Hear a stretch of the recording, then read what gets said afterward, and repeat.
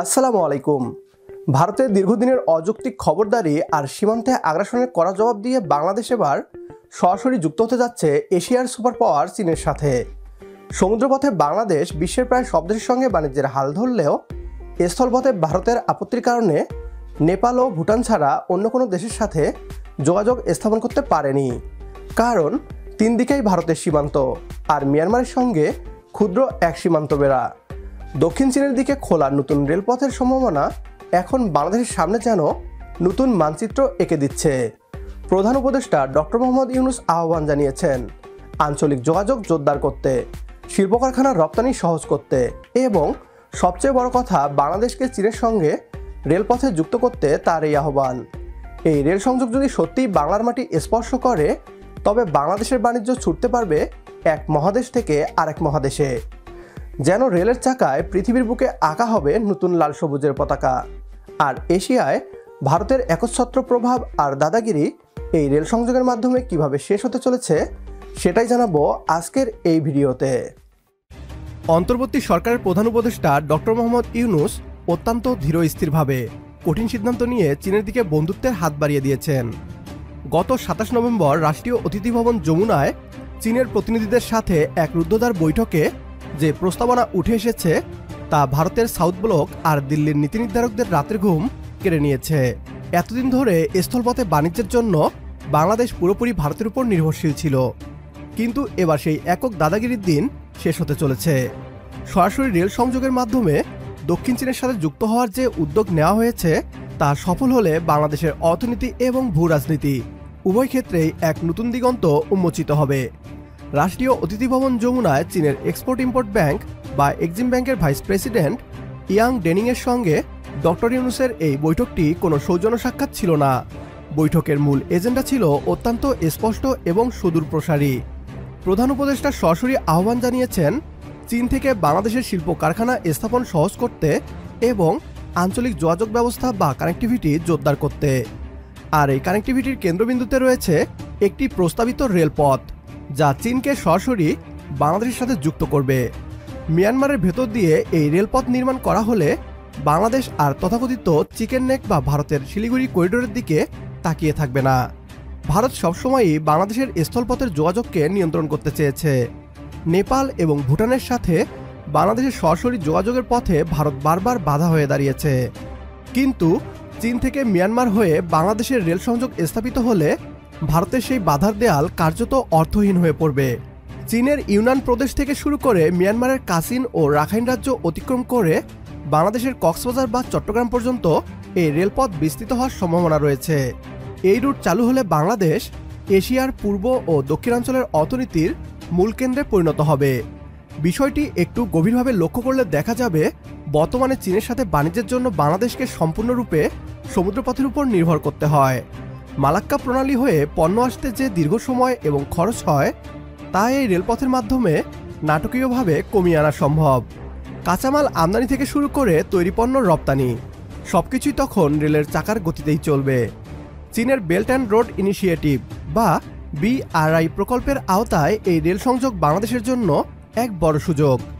যদিও চীন গত এক দশক ধরে এশিয়া, আফ্রিকা ও ইউরোপের ৭০টি দেশের সঙ্গে সংযোগ স্থাপনের কথা বলে আসছে, কিন্তু বাংলাদেশের ক্ষেত্রে এবারের প্রেক্ষাপট সম্পূর্ণ ভিন্ন।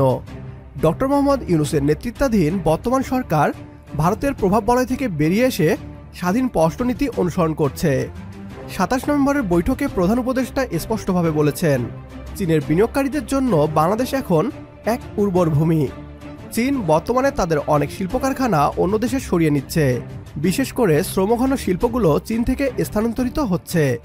এই কারখানাগুলো যদি বাংলাদেশে নিয়ে আসা যায় এবং কাঁচামাল পরিবহনের জন্য সরাসরি রেল যোগাযোগ থাকে তবে বাংলাদেশের রপ্তানি আয়ে এক বিশাল পরিবর্তন ঘটবে। এতদিন ধরে ভারতের কলকাতা বা হলদিয়া বন্দরের দিকে তাকিয়ে থাকার যে বাধ্যবাধকতা ছিল তা পুরোপুরি কেটে যাবে। চীনের ইউনান প্রদেশ একটি স্থলবেষ্টিত এলাকা। তাদের পণ্যের জন্য বঙ্গোপসাগরে প্রবেশের সবচেয়ে সহজ পথ হল বাংলাদেশ। অর্থাৎ এই রেল সংযোগ শুধু বাংলাদেশের স্বার্থে নয়, চীনের জন্যও অত্যন্ত জরুরি। আর ঠিক এই জায়গাতেই বাংলাদেশ একটি শক্তিশালী অবস্থানে রয়েছে। মিয়ানমারের অভ্যন্তরীণ সংঘাতের কারণে এতদিন এই পথটি নিয়ে কিছুটা সংশয় ছিল, কিন্তু চীন মিয়ানমারের উপর ব্যাপক প্রভাব বিস্তার করে আছে।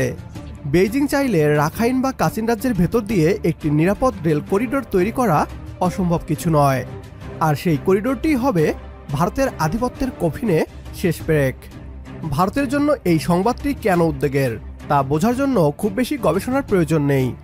দিল্লি সবসময় চেয়েছে বাংলাদেশ যেন তাদের উপর নির্ভরশীল থাকে। নিত্য প্রয়োজনীয় পণ্য থেকে শুরু করে জ্বালানি সব ক্ষেত্রেই ভারত বাংলাদেশকে একটি বাজারের মতো ব্যবহার করেছে। যখন খুশি পেঁয়াজ রপ্তানি বন্ধ করে দেয়া, যখন খুশি সীমান্তে হত্যা চালানো, কিংবা তিস্তার পানি আটকে রাখা, এ সবই ছিল তাদের দাদাগিরির অংশ। কিন্তু চীন বাংলাদেশ রেল সংযোগ স্থাপিত হলে ভারতের এই একচেটিয়া বাজার হুমকির মুখে পড়বে। সস্তায় এবং দ্রুতগতিতে চীন থেকে পণ্য আসলে ভারতীয় পণ্যের উপর বাংলাদেশের নির্ভরতা কমে যাবে শূন্যের কোঠায়। এমনকি নেপাল ও ভুটানও তখন ভারতের পথ এড়িয়ে বাংলাদেশের মাধ্যমে চীনের সাথে বাণিজ্যে আগ্রহী হতে পারে। এতে দক্ষিণ এশিয়ায় ভারতের যে ভূরাজনৈতিক প্রভাব বা দাদাগিরি ছিল তা তাসের ঘরের মতো ভেঙে পড়তে পারে।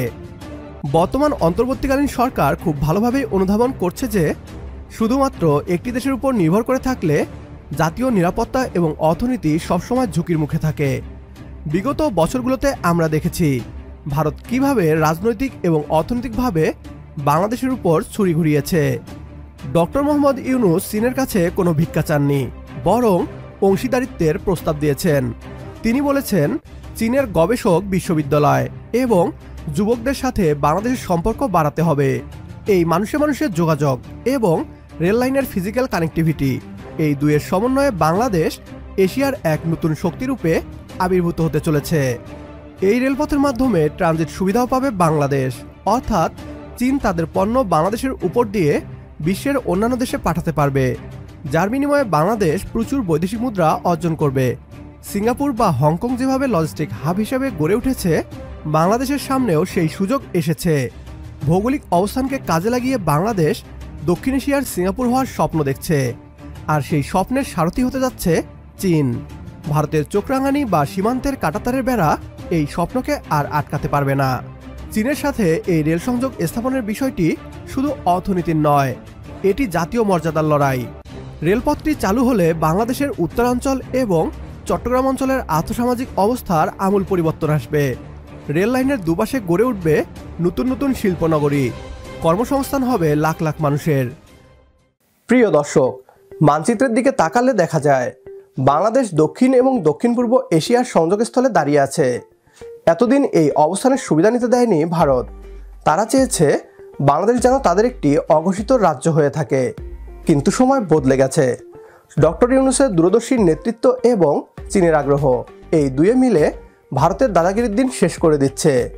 রেলের হুইসেল যখন মিয়ানমার সীমান্ত পেরিয়ে বাংলাদেশের মাটিতে বাজবে, তখন সেই শব্দ শুধু যাতায়াতের শব্দ হবে না, তা হবে বাংলাদেশের স্বাধীনতার এবং অর্থনৈতিক মুক্তির গর্জন। দিল্লির সাউথ ব্লকে সেই গর্জন ইতিমধ্যে কাঁপন ধরিয়ে দিয়েছে। একটি স্বাবলম্বী মেরুদণ্ড সোজা করে দাঁড়ানো বাংলাদেশ এখন আর কারো দয়ার পাত্র নয়। চীনের সাথে এই রেল মৈত্রী সেই বার্তাই বিশ্বকে দিচ্ছে। আজকের ভিডিও এ পর্যন্তই। অনুরোধ করছি ভিডিওটি অনেক বেশি করে শেয়ার করার জন্য। আপনার একটি শেয়ারে হয়তো অনেকেই জানবে বাংলাদেশের ইতিবাচক খবরগুলো। পরবর্তী ভিডিও দেখার আমন্ত্রণ জানিয়ে বিদায় নিচ্ছি আজ। আল্লাহ হাফেজ।